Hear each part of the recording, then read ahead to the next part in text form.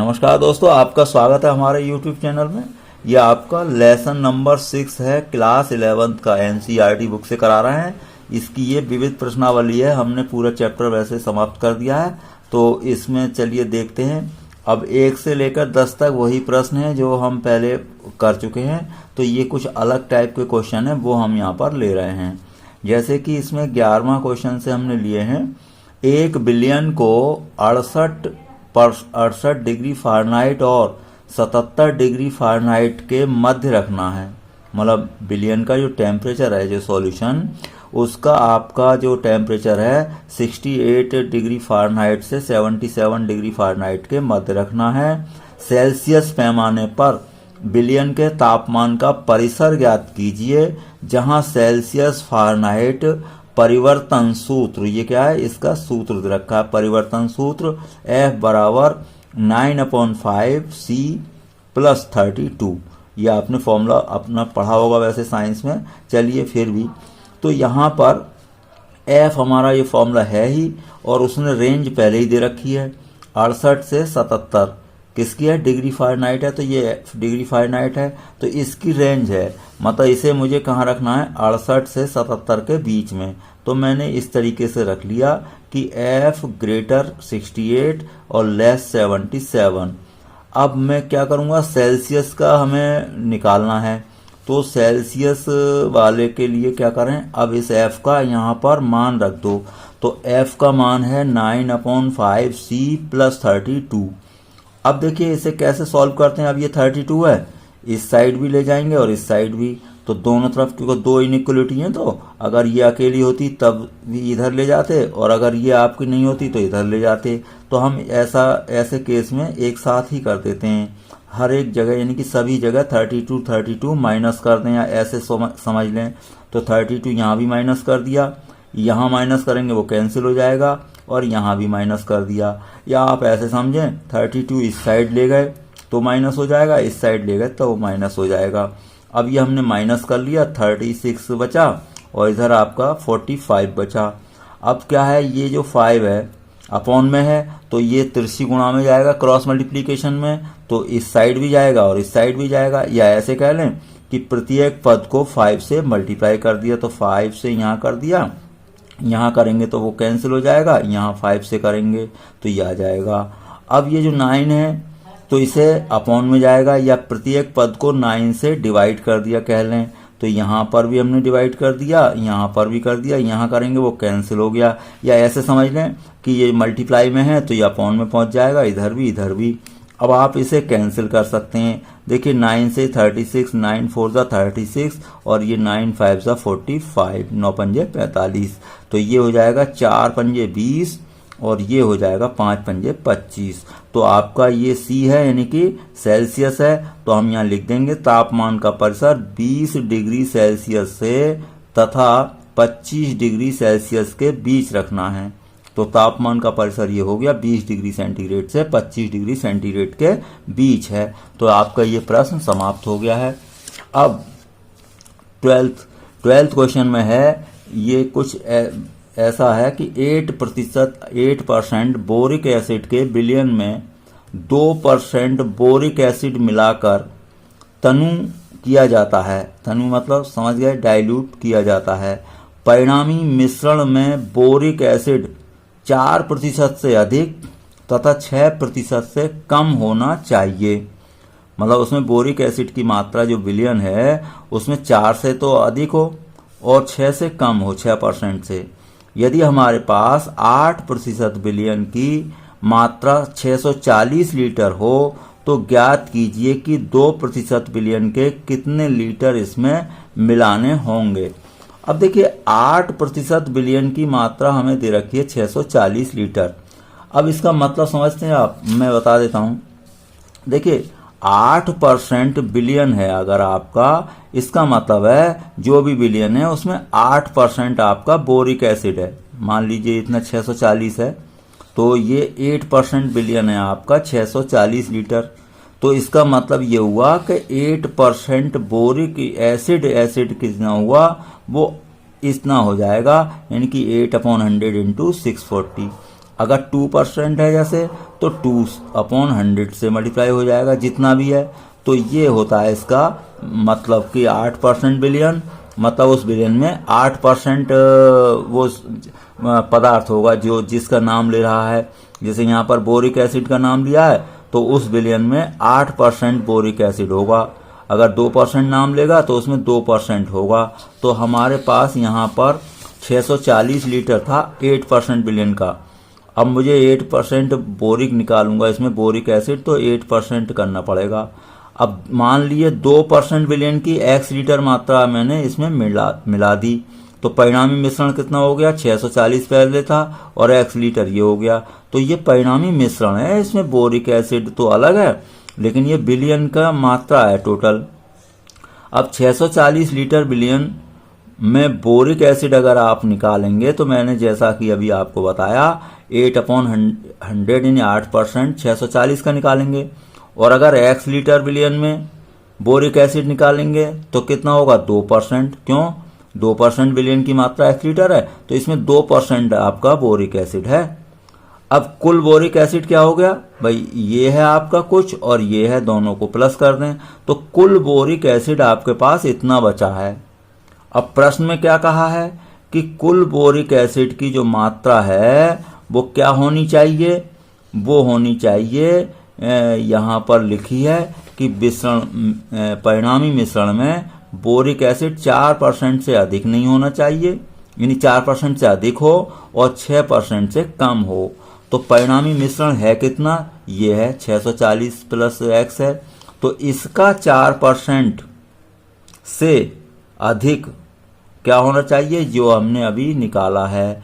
कुल boric acid हमारा होना चाहिए परिणामी मिश्रण में 4% से अधिक और 6% से कम। तो परिणामी मिश्रण का 6% से कम ये बोरिक एसिड है और 4% से अधिक है, यानी बोरिक एसिड की मात्रा इसमें जो भी है वो कुल मिश्रण का 4% से अधिक निकलेगी और 6% से कम निकलेगी।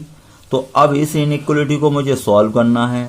अब आप ध्यान से देखें, सभी जगह 100 है अपॉन में, तो हमने सभी जगह 100 कैंसिल कर दिया, या ऐसे कह दो सभी जगह 100 से मल्टीप्लाई कर दिया तो वो कैंसिल हो गया। तो आपका ये बिना 100 का आपका बच गया है। अब क्या करूँगा, अब देखिए इनइक्वलिटी यहाँ पर एक ये है एक ये है, तो एक बार में एक सॉल्व होती है, तो ऐसा कर लिया हमने, एक बार में इसे सॉल्व कर लिया और एक बार में इसे, यानी कि 2 को करके सॉल्व कर लें।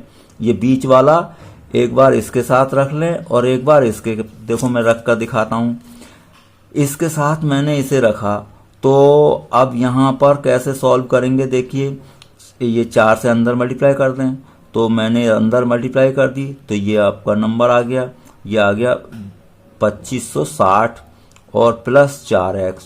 अब ऐसे ही यहाँ पर 8 से मल्टीप्लाई कर ले तो ये 5120 और प्लस 2x तो था ही। अब x वाली टर्म एक तरफ ले जाओ तो ये 2x को इस साइड लाइए तो 4x माइनस 2x, और ये नंबर यानी संख्या इधर लाइए तो इधर ले आए हम, तो यहाँ बचा 2x और इसमें से माइनस कर दिया तो 2560।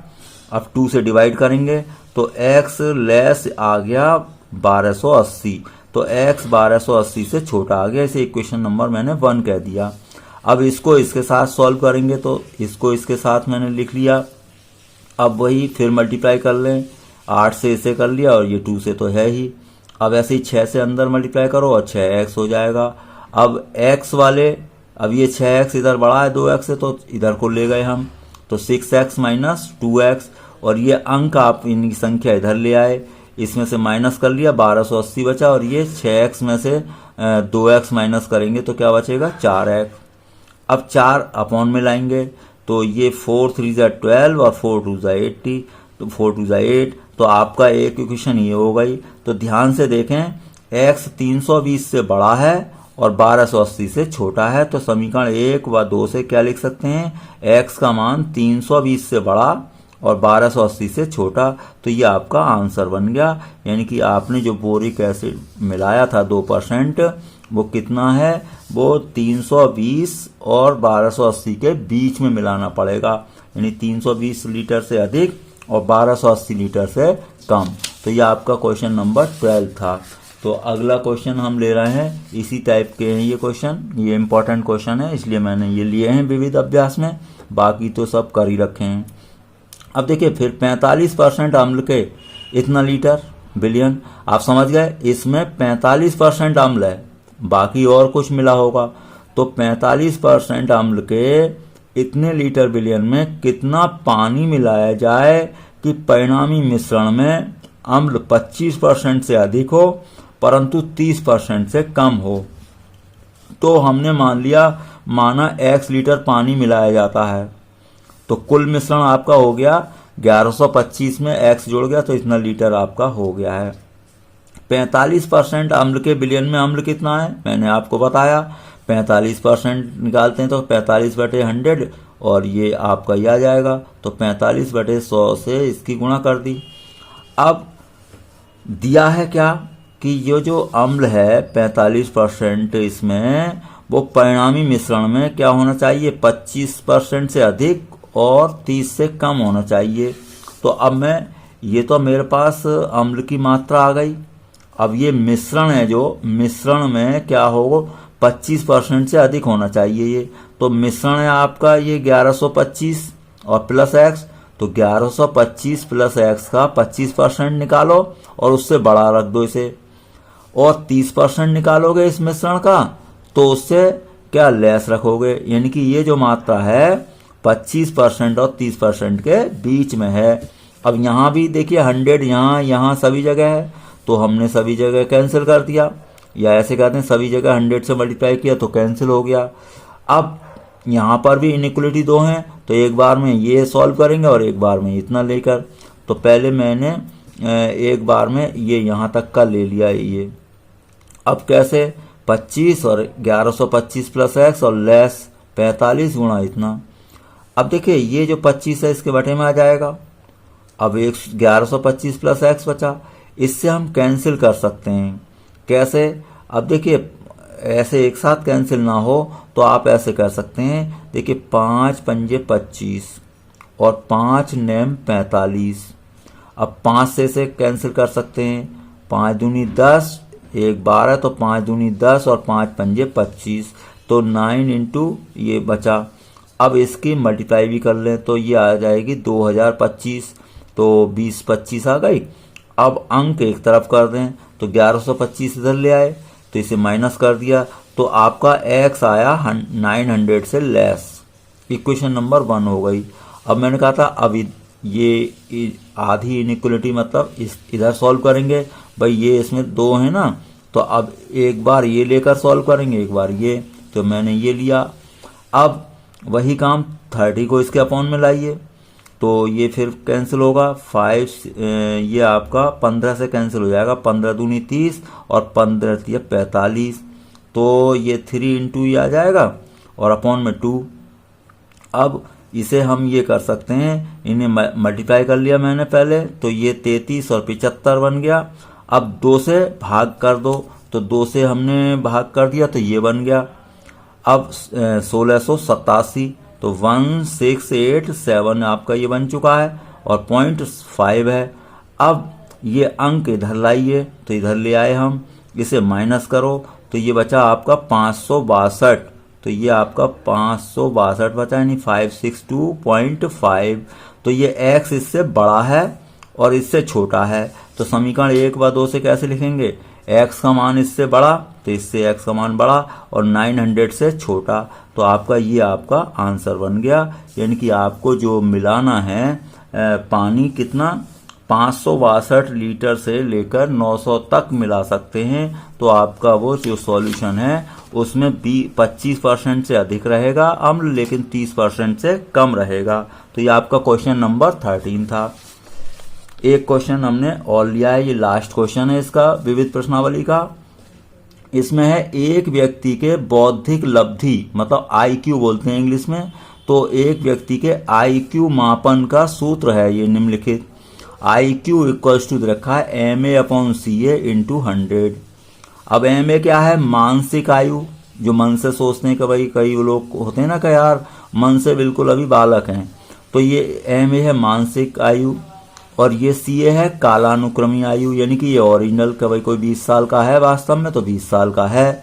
अब इसे कहते हैं कालानुक्रमी आयु, यानी काल के अनुसार जो चल रही है कि भाई ये पैदा हुए थे जब 10 साल पहले तो आज 10 साल उम्र है। अब वो मानसिक वाली वो होती है, कई लोग देखे होंगे कि वो मन से अभी थोड़े बड़े नहीं होते हैं। तो चलिए जो भी है मानसिक आयु और ये है आयु, जैसा उसने नाम दे दिया वही करेंगे हम। यदि 12 वर्ष की आयु के बच्चों के एक समूह की IQ असमिका ये दे रखी है, यानी IQ 80 और 140 के बीच है, द्वारा व्यक्त की गई है मतलब, तो उस समूह के बच्चों की मानसिक आयु का परिसर ज्ञात करना है। यानी कि मुझे MA मानसिक आयु का परिसर ज्ञात करना है। बच्चा कितने 12 वर्ष का है, तो ये तो कालानुक्रमी आयु हो गई, क्योंकि ये तो काल के अनुसार जो भी है 12 वर्ष का है बच्चा। अब मानसिक अलग होगी, तो हमने पहले क्या रख दिया, IQ जो दे रखा है वो उस रेंज में रख दिया। अब IQ का फॉर्मूला रख दिया, चलिए IQ का फॉर्मूला रख दिया 80 और 140 के बीच। कालानुक्रमी आयु आपकी दे रखी थी कितनी, 12 वर्ष, तो CA की जगह मैंने 12 वर्ष रख दिया। अब 12 वर्ष है तो प्रत्येक पद को 12 से गुणा करिए, तो यहाँ तो 12 रह जाएगा, यहाँ 12 से 12 कट जाएगा, यहाँ 12 रह जाएगा, या ऐसे कह लें कि 12 की इधर भी हो गई तिरछी गुणा, इधर भी हो गई। अब क्या करें, अब ये जो बचा 100 से प्रत्येक पद को भाग करें, या 100 इसके अपॉन में आ जाएगा इसके, तो 100 इसके अपॉन में भी आ गया इसके भी। अब एक 0 कैंसिल हो गया आपका, एक 0 यहाँ कैंसिल हो गया, इनकी हमने मल्टीप्लाई कर ली, 12 8 96 तो ये हो गया। अब ये आपका 14 से मल्टीप्लाई कर दी, 14 दूनी 28, 8 और ये 2 बचे, 14 कन 14 और 2 16। अब 10 से डिवाइड करेंगे तो डेसिमल आ जाएगा, तो 9.6 और 16.8। तो आपकी मानसिक आयु उसकी बच्चे की क्या है, 9.6 से लेकर 16.8 तक है। तो ये आपका क्वेश्चन इस तरीके के थे। तो ये समाप्त हो गई विविध अभ्यास भी, यानी कि आपका लेसन नंबर 6 आपका कंप्लीट हो गया है। बाकी हम अगली वीडियो से नए लेसन के साथ उपस्थित होंगे।